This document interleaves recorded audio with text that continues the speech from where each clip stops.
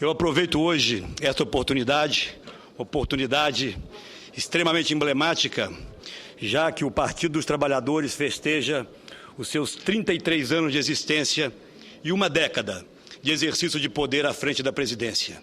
E ocupo essa tribuna para emprestar-lhes hoje alguma colaboração crítica.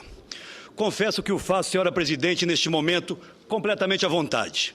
Haja vista uma cartilha largamente distribuída hoje, especialmente produzida pela Legenda para celebrar a ocasião festiva. Nela, de forma incorreta, o PT trata como iguais as conjunturas e realidades absolutamente diferentes que marcaram os governos do PSDB e do PT. Ao escolher comemorar o seu aniversário, falando do PSDB, o PT transformou o nosso partido no convidado de honra da sua festa. Eu aceito o convite, senhoras, senhores senadores, senhoras e senhores que nos ouvem, até porque temos muito o que dizer aos nossos anfitriões. Apesar da cantilena salvacionista onipresente na pretensa saga de Partido Redentor do Brasil moderno, é justo assinalar algumas ausências importantes na celebração petista. Nela não estão presentes a autocrítica, a humildade e o reconhecimento. Essas, senhoras e senhores, são algumas das matérias-primas fundamentais do fazer diário da política e que, infelizmente, parece estar sempre em falta na prática de nossos adversários. Mas, afinal, e essa é a grande questão, qual é o PT que celebra aniversário hoje? O que fez do discurso da ética durante anos a sua principal bandeira eleitoral? Ou o que defende em praça pública os réus do mensalão? Qual o PT que faz aniversário hoje, senador Pedro Táxi? O que condenou com ferocidade as privatizações conduzidas pelo PSDB? Ou aqueles que as realiza hoje sem qualquer constrangimento? O que discursa defendendo um Estado forte ou aquele que coloca em risco as principais empresas públicas nacionais, como a Petrobras e a Eletrobras? O Brasil, ilustre líder Aloysio, clama por saber qual PT aniversaria hoje. O que ocupou as ruas lutando pelas liberdades ou aquele que no poder apoia ditaduras e defende o controle da imprensa? O PT que considerava inalienáveis os direitos individuais ou aquele que se sente ameaçado por uma ativista cuja única marca é a sua consciência? A verdade, senhoras e senhores, é que hoje seria um ótimo dia para que o PT revisitasse a sua própria trajetória, não pelo espelho do narcisismo, senador Luiz Henrique, mas pelos olhos da história. Até porque, ao contrário do que tenta fazer crer a propaganda oficial, o Brasil não foi descoberto no ano de 2003.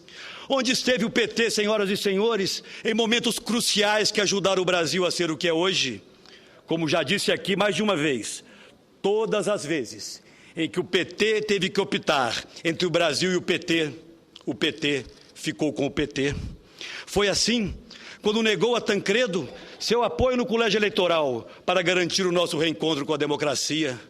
Foi assim quando renegou a Constituição Cidadã de Ulisses ilustre senador Jarbas Vasconcelos, quando eximiu-se de qualquer contribuição à governabilidade do governo Itamar e quando se opôs ao Plano Real e à Lei de Responsabilidade Fiscal. Em todas essas vezes, em todos esses instantes, o PT optou pelo projeto do PT. Fato é, ilustre presidente José Sarney, com muita honra dentro deste plenário, no governo eles deram continuidade a inúmeras políticas criadas e implantadas pelo presidente Fernando Henrique, e fizeram isso sem jamais reconhecer a enorme contribuição dada pelo governo do PSDB na construção das bases que permitiram importantes conquistas alcançadas, muitas delas no atual período de governo. No governo, senhoras e senhores, ou na oposição, temos tido as mesmas posições. Não confundimos convicção com conveniência. Nossas convicções não nos impedem de reconhecer, inclusive, que nossos adversários, ao prosseguirem com ações herdadas do nosso governo, alcançaram sim alguns avanços importantes para o Brasil. Da mesma forma, são elas as nossas convicções que sustentam as críticas que fazemos aos descaminhos da atual gestão federal. Senhoras, senhores senadores, a presidente Dilma Rousseff chega à metade de seu mandato longe de cumprir as promessas da campanha de 2010. Há uma infinidade de compromissos simplesmente sublimados. A incapacidade de gestão se adensou, as dificuldades aumentaram e a verdade é que o Brasil parou. Os pilares da economia estão em rápida deterioração, colocando em risco conquistas que a sociedade brasileira logrou anos para alcançar, como a estabilidade da moeda. Senhoras e senhores, sei que a grande maioria dos senadores e das senadoras conhece as dezenas de incongruências deste governo que tem feito o Brasil adernar em um mar de ineficiência e de equívocos. Mas o resultado do conjunto da obra, surpreendentemente, é bem maior do que a soma de suas partes. Nos poucos minutos de que disponho hoje, gostaria de convidá-los, aos membros desta casa, aos membros do Parlamento, aos cidadãos e cidadãs brasileiros que nos acompanham nesse instante. Gostaria de convidá-los a percorrer comigo apenas 13 dos maiores fracassos e das mais graves ameaças ao futuro do Brasil produzidos pelo governo que hoje comemora 10 anos. E confesso que não foi fácil reduzir a apenas 13 esses fracassos. O primeiro deles, o comprometimento ao nosso desenvolvimento. Tivemos, senhoras e senhores, um biênio perdido, com o PIB per capita avançando um minúsculo 1%. Superamos em crescimento na nossa região apenas o Paraguai, um quadro inimaginável alguns poucos anos atrás. Em segundo lugar, a paralisia do país, o PAC da propaganda e do marketing. O crítico problema da infraestrutura permanece absolutamente intocado. As condições de nossas rodovias, nossos portos e aeroportos nos empurram para as piores colocações dos rankings mundiais de competitividade. Repito, o Brasil está estagnado, o Brasil está parado. São raríssimas as obras que se transformaram em realidade e extenso o rol das iniciativas que só tem servido à propaganda governamental.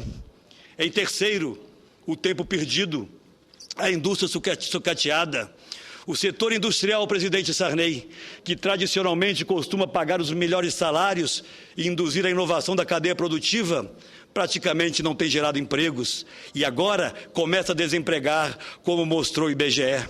Estamos voltando numa velocidade muito grande, aquilo que éramos nos anos JK, meros exportadores de commodities.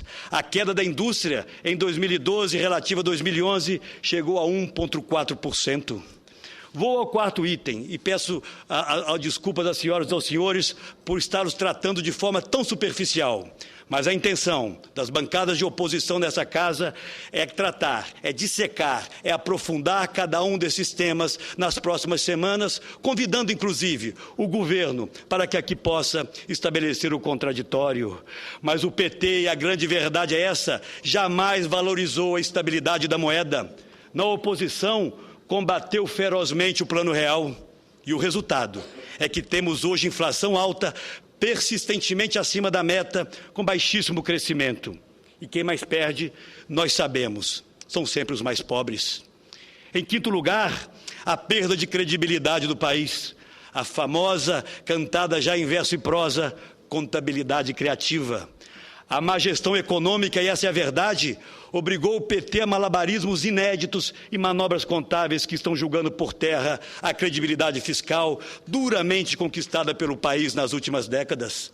Para fechar as contas, instaurou-se o uso promíscuo de recursos públicos, do Caixa do Tesouro, de ativos do BNDES, de dividendos de estatais, de poupança do Fundo Soberano e, pasmem, até do FGTS dos trabalhadores.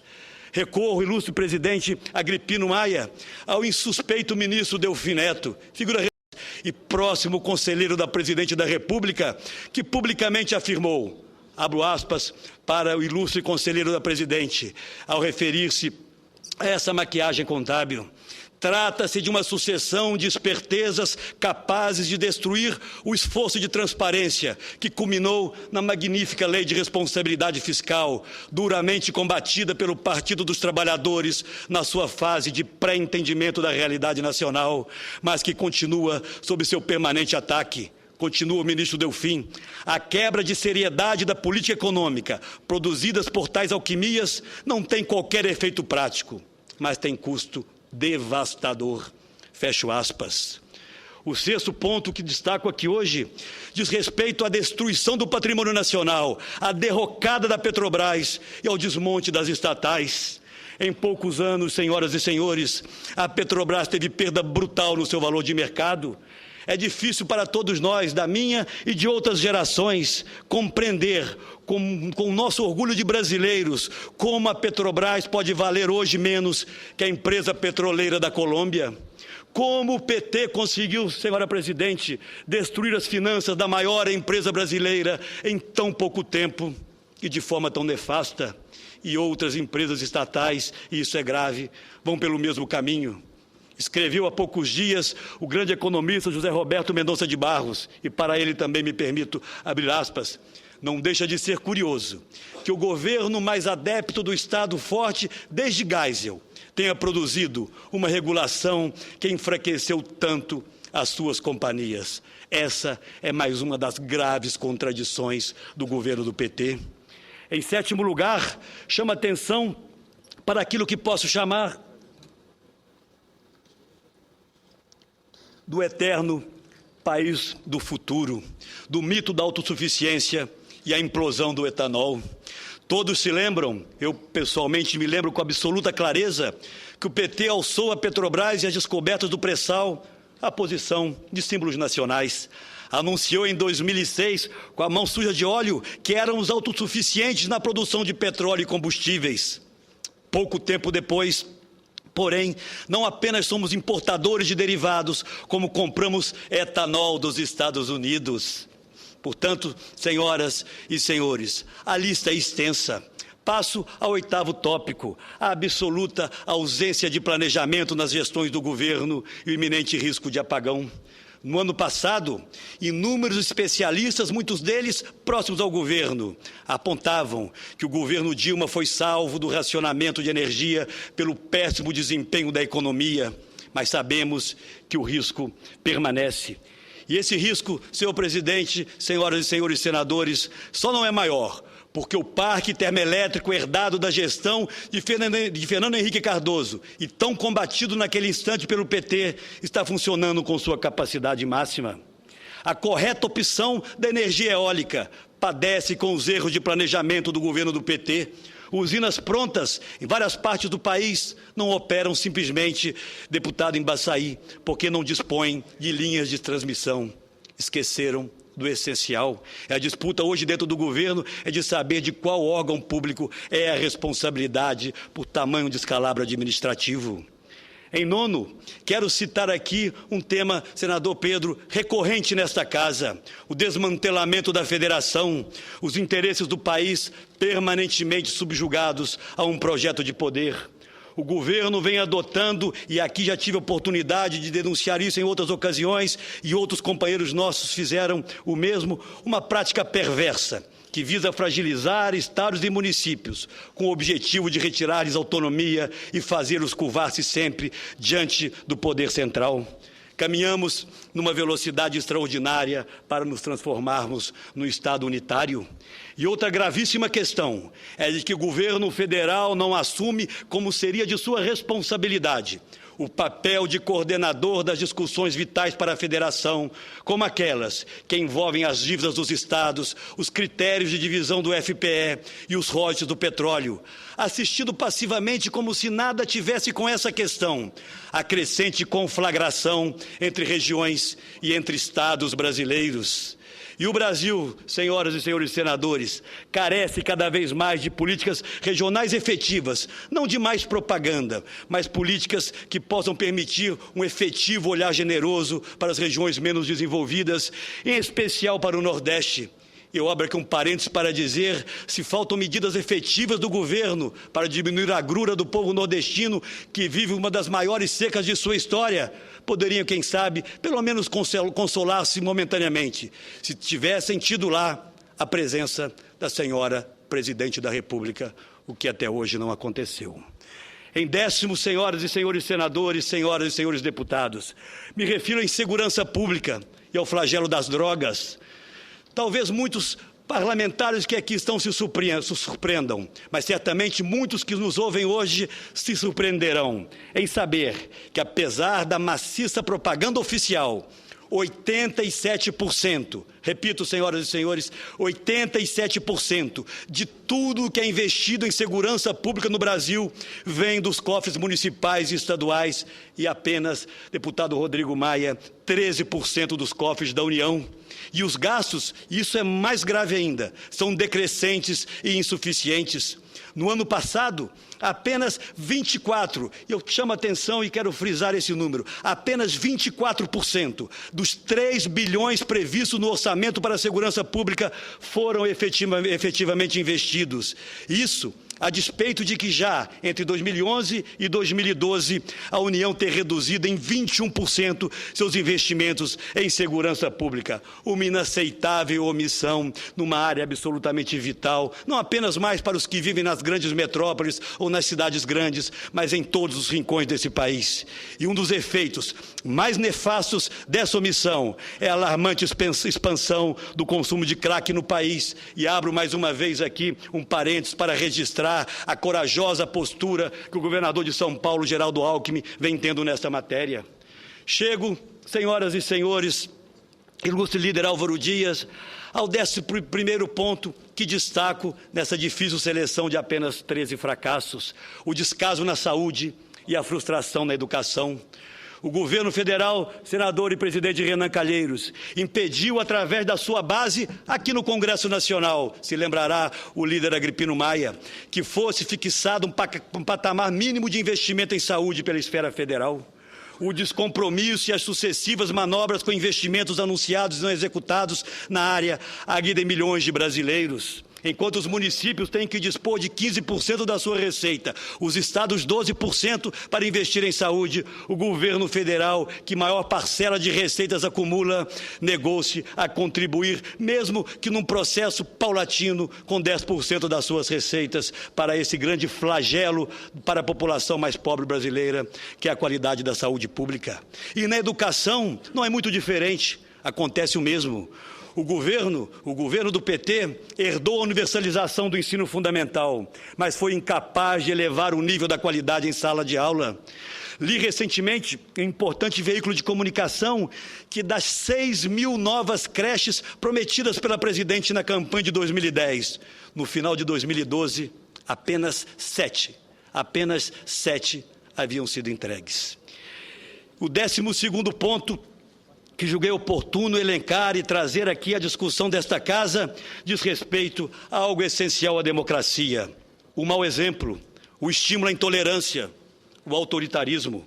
Setores do PT, e afirmo isso com absoluta clareza dessa tribuna, estimulam a intolerância como instrumento de ação política, tratam o adversário como inimigo a ser batido, já tentaram por vários momentos e volto a falar no assunto, cercear a liberdade de imprensa.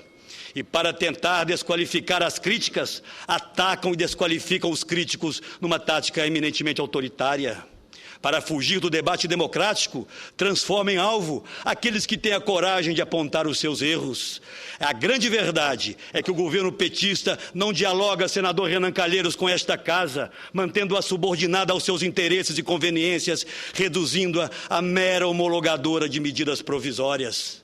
Por fim, senhoras e senhores, chego ao 13º ponto, para homenagear o aniversariante de hoje: a defesa dos maus feitos, a complacência com desvios éticos. O recrudescimento do autoritarismo e da intolerância tem direta ligação com a complacência com que setores do petismo lidam com práticas que afrontam a consciência ética do país.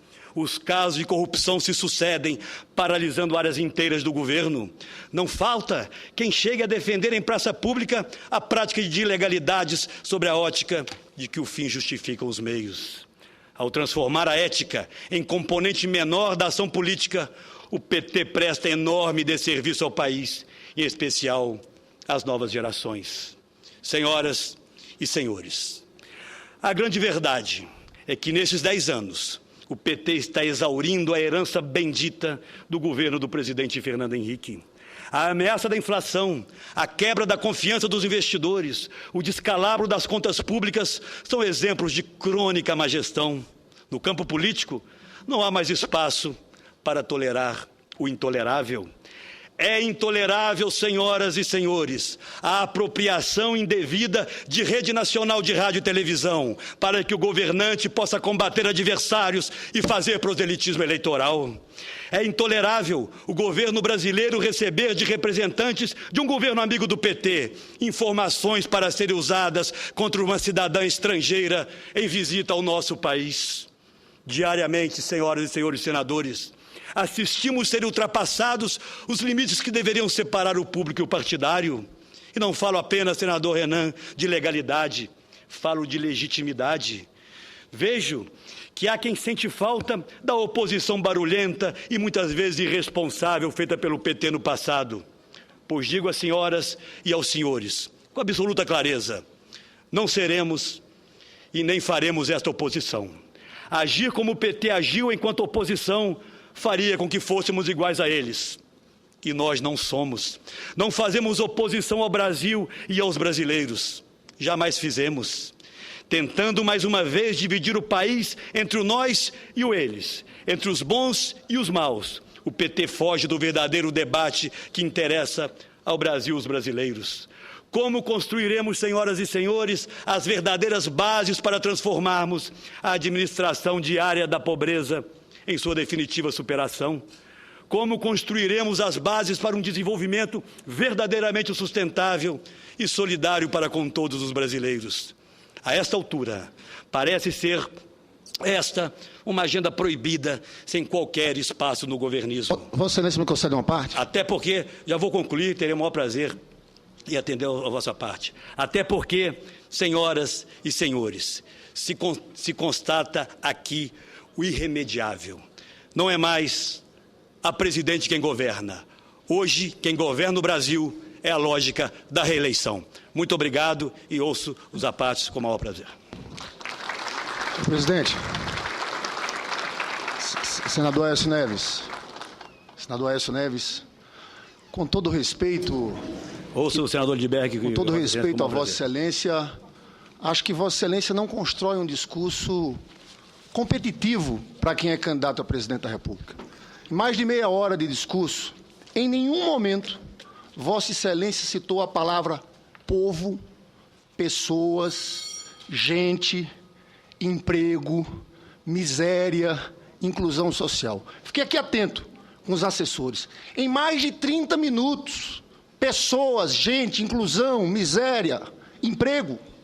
10 anos de governo do PT, nós temos que colocar isso na pauta.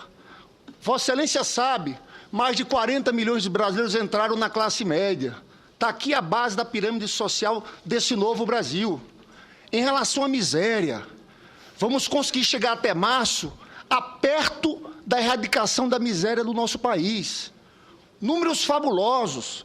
Em relação ao índice de Gini, a desigualdade no nosso país caiu 14%. E falo do emprego, que Vossa Excelência também não falou de emprego. Nós estamos falando de economia, no momento de uma crise econômica internacional como essa, onde o desemprego em países como a França ultrapassa 10%, Inglaterra 7%, Espanha mais de 26%, nós enfrentamos uma crise tendo um índice de desemprego em dezembro de 4,6%. Vossa Excelência fala de desorganização fiscal do país.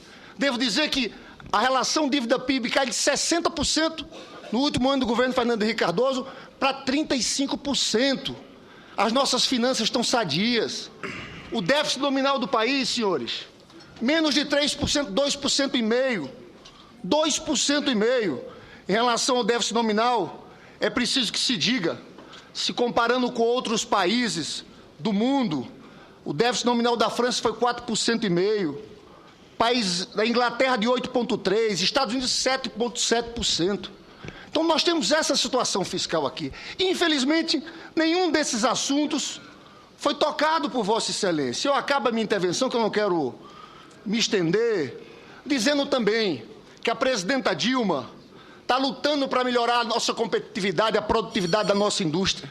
Infelizmente, os senhores, em duas batalhas fundamentais, quando em agosto de 2011, o Banco Central começou a baixar as taxas de juros, e esse é um feito desse governo, nós temos taxa de juros hoje de 7,25%, os senhores subiram à tribuna, dizendo que o governo estava interferindo no Banco Central, assumiram a posição de defesa dos bancos e dos rentistas. Agora, na energia elétrica, a mesma coisa. Quando a presidenta Dilma faz um grande esforço para reduzir os preços da energia elétrica, infelizmente os senhores, ao invés de ficar do lado do povo, que Vossa Excelência não falou, ficaram ao lado dos fundos privados que lucravam com isso tudo. Eu lamento, nós vamos ter uma grande festa hoje lá em São Paulo. E Vossa Excelência vai saber que o centro da festa é povo.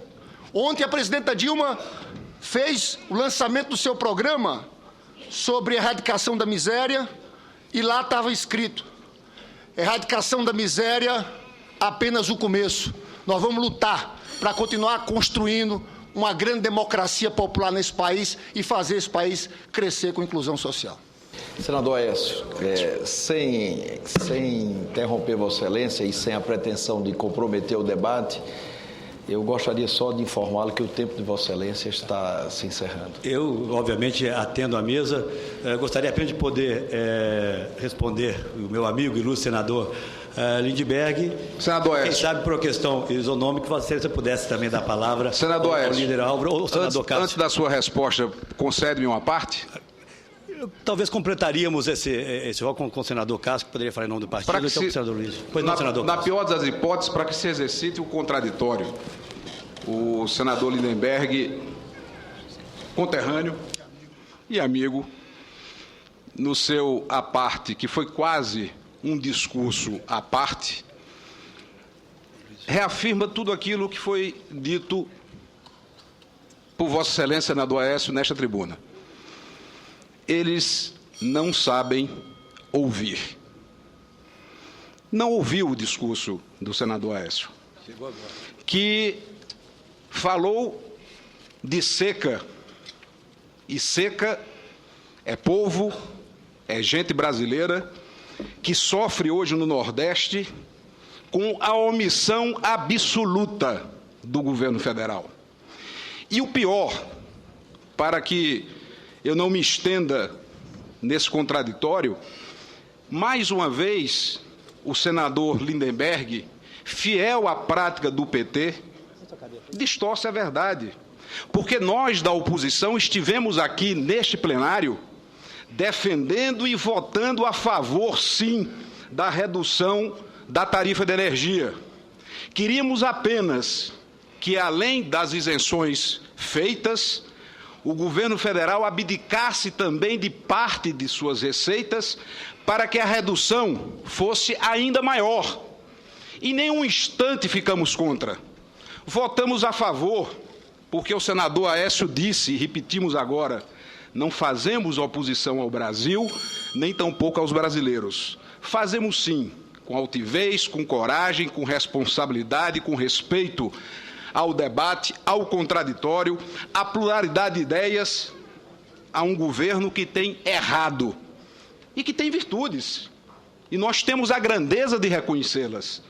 Mas, para concluir, devo dizer que parte significativa dos avanços alcançados nos governos de Lula e de Dilma, e que nós reconhecemos e insistimos, tem como base fundamental, tem como lastro decisivo o equilíbrio econômico, o fim da inflação que ameaça voltar pelo afastamento do atual governo do tripé de sustentação do êxito econômico que o Brasil alcançou na última década.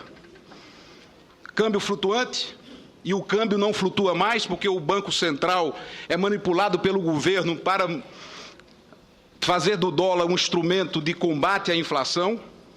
meta inflacionária que não é atingida e, sobretudo, responsabilidade fiscal, onde o governo não consegue sequer fazer superávit primário. Ano passado fechamos com um rombo de 20 bilhões de reais, que através de uma maquiagem fiscal foi fechado com superávit. É isso que estamos criticando e vamos continuar debatendo. Vamos continuar fazendo contraditório. Vocês que continuem sem ouvir. Eu consulto o ilustre presidente Renan, o ilustre senador Aloysio, gostaria aqui de, talvez com ele fechando aqui a nossa... Eu ouço o presidente, eu estou aqui à disposição para todos e quantos apartes me forem honrosamente destinados. Meu caro líder, meu caro amigo, querido amigo Aécio Neves, o nosso prezado senador Lindbergh erra, no meu entender, em mais de um momento ao criticar o seu discurso. Em primeiro lugar, Vossa Excelência não está lançando aqui um manifesto eleitoral. Vossa Excelência está fazendo um trabalho de dissecção serena, precisa, madura, a partir de uma visão ampla dos interesses do povo brasileiro, uma dissecção dos 10 anos de governo do PT. O momento da eleição virá, mas é preciso que nós tenhamos, nós da oposição, e o povo brasileiro tenha também um diagnóstico correto dos males que nos afligem e da forma como eles foram agravados pelos governos do PT, para que nós possamos, a partir daí, unidos, confiantes, dar um novo rumo ao país e promover a alternância no poder. Vossa Excelência faz um discurso de um grande líder político. Eu quero parabenizá-lo por isso. E o povo esteve presente em todos os momentos do seu discurso. O flagelo do crack, a volta da inflação, a seca do Nordeste, o PIB minúsculo, os escândalos que afrontam a consciência do povo brasileiro, do povo trabalhador, os subsídios que são entregues às empresas privadas via triangulação Tesouro-BNDES, que são indignos num partido que se pretende de esquerda e que constitui uma das práticas mais recorrentes e constantes do PT no governo. Tudo isso esteve presente no seu discurso. Quero cumprimentá-lo vivamente por isso, meu querido amigo senador Aécio Neves. É um orgulho ser seu companheiro de partido e seu companheiro de bancada. Obrigado. Agradeço a Vossa Excelência, as palavras sempre carinhosas e sempre estimuladoras. Senador Aloysio, da mesma forma, ilustre companheiro, senador Cássio Cunha Lima, e de forma bastante breve ao também amigo senador Lindbergh. Em primeiro lugar, agradecendo a gentileza do seu lançamento de minha candidatura à presidência da República, mas ela não está em pauta ainda. Essa será, senador Lindbergh, por mais que me honre o seu estímulo, uma decisão do meu partido. Até porque aqui mesmo, nesse plenário, outros nomes até mais qualificados do que eu se encontram. Vejo com alegria que Vossa Excelência vem trabalhando, estudando para assumir a importante Comissão de Assuntos Econômicos dessa Casa. Lá, provavelmente, teremos os mais férteis, importantes e profundos debates sobre a questão econômica. Vejo que Vossa Excelência se prepara adequadamente para esse embate. Mas não posso deixar de lamentar que Vossa Excelência tenha chegado já ao final do meu discurso, porque se tivesse ouvido adequadamente, Vossa Excelência não cometeria essa injustiça, senador Lindbergh. Quando eu falo da baixa qualidade da educação, quando eu falo dos poucos investimentos cada vez menores do governo federal em saúde pública, quando nós falamos, e aqui disse o senador Aloysio Nunes, da questão do crack, da própria volta da inflação que atinge exatamente os mais pobres, nós estamos falando, senador Lindbergh, de povo. E não pode haver nesse país, por mais que alguns queiram, o monopólio do povo. Ele não pertence a uma facção e a um partido político. O que eu questiono e questionarei sempre é a incapacidade que o PT tem demonstrado, por um lado, de ter a generosidade do reconhecimento, como se isso fosse uma afronta, né? Nós, sim, colocamos tijolos importantes na construção do Brasil de hoje, e outros antes de nós fizeram isso, senador Lindbergh, e outros farão também no futuro. Não há como fazer crer à população brasileira que apenas o governo do PT teve méritos. E chamo aqui a discussão para o segundo aspecto que, a meu ver, permanentemente vem faltado ao PT. a capacidade da autocrítica, de reconhecer equívocos. Vossa Excelência, pelo menos em particular, costuma fazer isso, inclusive com seus pares, mas essa não é a postura oficial do PT. Venho a essa tribuna com esse objetivo: ajudar que a comemoração virtual do PT, que Vossa Excelência participará essa noite, se encontre, pelo menos rapidamente, com o Brasil real, que ainda sofre flagelos extremamente graves na questão do saneamento básico, da saúde pública e da violência. Mas agradeço a contribuição sempre elegante de Vossa Excelência. Eu agradeço a Vossa Excelência e, do ponto de vista regimental, nós não temos como prorrogar ainda mais o tempo de Vossa Excelência. Eu compreendo, lamento até porque... Como guardião do regimento, nós vamos ter que garantir... Eu terminarei, senhor presidente, compreendo, lamento não poder...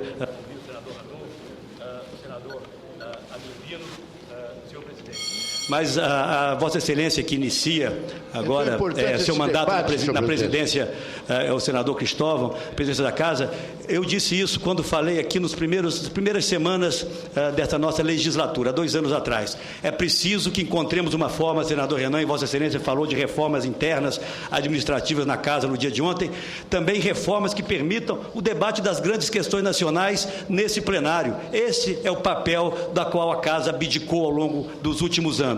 É sim papel do Senado da República discutir, estabelecer o contraditório e permitir que, quem sabe, daqui surja não apenas a palavra subserviente da maioria do Senado às decisões do governo, surja, quem sabe, novas formulações, novas propostas e, quem sabe, ações mais altivas que façam com que as prerrogativas do Senado Federal e da Câmara dos Deputados voltem efetivamente a existir. Isso não tem acontecido até aqui.